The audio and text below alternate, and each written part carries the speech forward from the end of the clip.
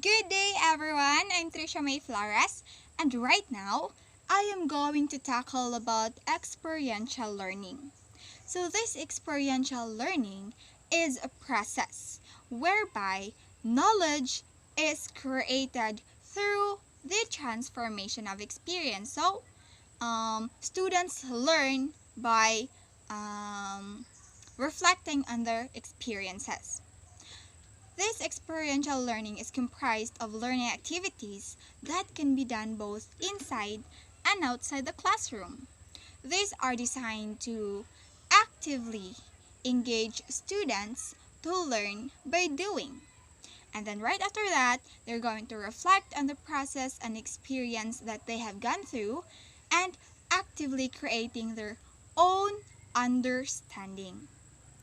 These experiential learning activities can be designed and incorporated into any learning environment, from kindergarten through school and tertiary education, as well as adult education.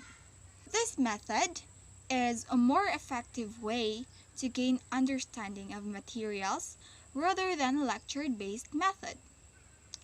In fact, it is said that we retain 75% of what we do compared to 5% of what we hear. For example, if a teacher is going to tackle about the parts of a heart, instead of plainly pointing out the parts of a heart using a picture, a teacher can bring a heart of a pig and let her students touch it and identify the certain parts. It will be more memorable for them because they were really able to touch each parts, like the aorta, right or left ventricle or whatsoever.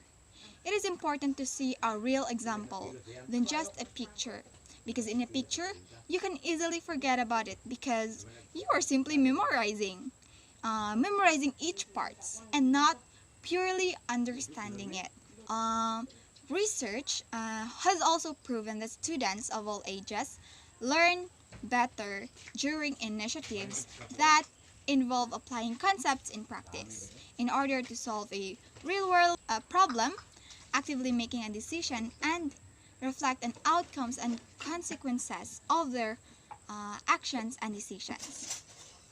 And for this method or strategy of teaching, the teacher becomes more of a facilitator when designing experiential learning activities. The facilitator presents challenges or problems and then allows the students freedom to come up with ways of solving the problems. But of course, the facilitator will guide the students.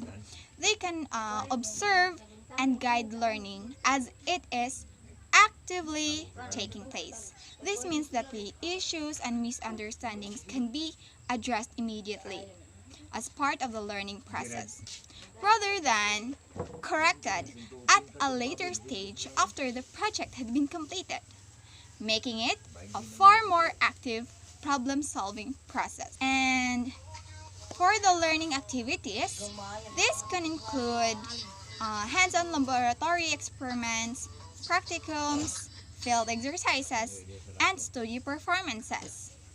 So, this experiential learning is a wide, what do you call this, method or strategy, because it does not limit to what I have mentioned earlier.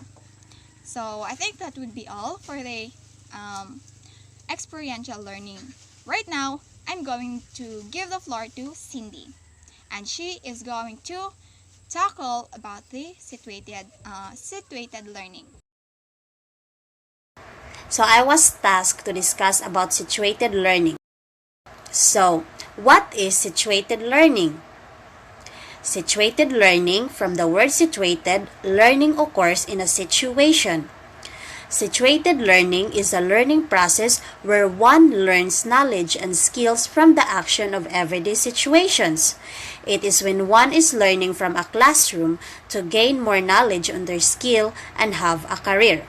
One example for that is a student who took up medicine or a medical student. Situated learning occurs in a laboratory where they were engaged in hands-on activities. and their skills and intellectual capacity developed so that it will help them through their profession or career in the future.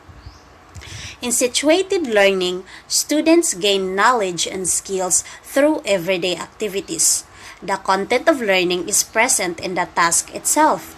Students are presented with situations which challenge the intellectual and psychomotor skills of the learners, which they will apply in other situations. It focuses on their intellectual and psychomotor skills.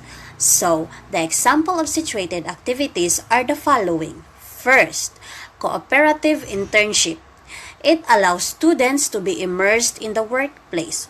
So for those students like me who experienced during their senior high school with immersion, where they were immersed in a workplace that will fit to the course they took up. For an instance, a criminology student will be immersed in a workplace or in a police station where their skills and intellectual capacity develop so that in the incoming years or for their future career, it will help them and they become ready.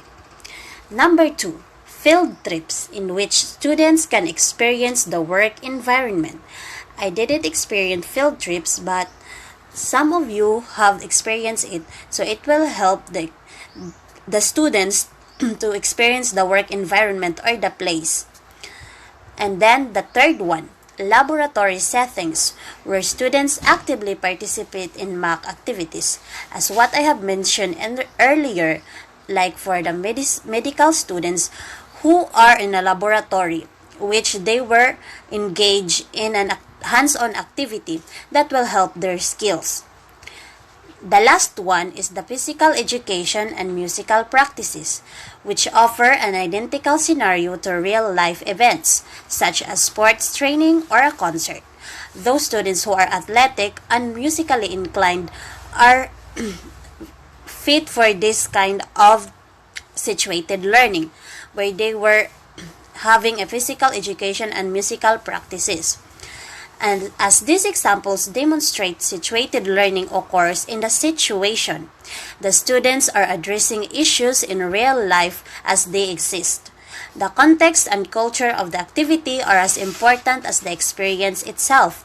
Students build knowledge on their current understanding of the situation, which relies heavily on the social and physical interactions.